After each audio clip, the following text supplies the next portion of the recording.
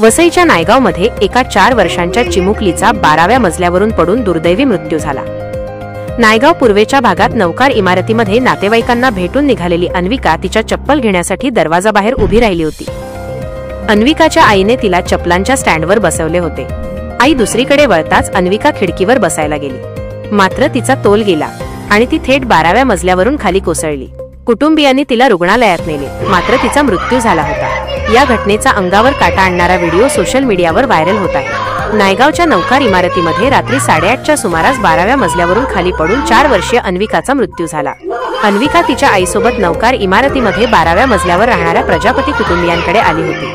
कुटुंबियांची भेट घेऊन अन्विका तिच्या आईसोबत घरी निघाली होती। चप्पल घालत असल्याने अन्विकाच्या आईने तिला चप्पल ठेवण्याच्या स्टँडवर बसवले आणि ती मागे वळून चप्पल घालू लागली, मात्र स्टँडला लागूनच खिडकी असल्याने अन्विका तिच्यावर बसायला गेली।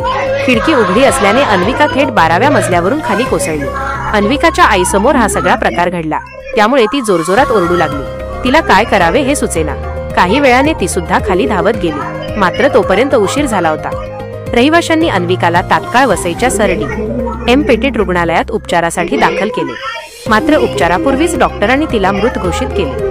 अन्विकाच्या मृत्यूने तिच्या आईला जबरदस्त धक्का बसला आहे। या घटनेचे सीसीटीव्ही फुटेजही समोर आले असून त्यामध्ये चिमुकली अन्विका खाली कोसळताना आणि तिची आई आक्रोश करताना दिसत आहे। दरम्यान नवकार सोसायटीमधील बऱ्याच इमारतींच्या खिडक्यांना कोणत्याही प्रकारच्या सुरक्षा जाळ्या बसवलेल्या नाहीत, तसेच अन्य ठिकाणी सुद्धा सुरक्षेच्या दृष्टीने उपाययोजना करण्यात आल्या नसल्याचे रहिवाशांनी म्हटले।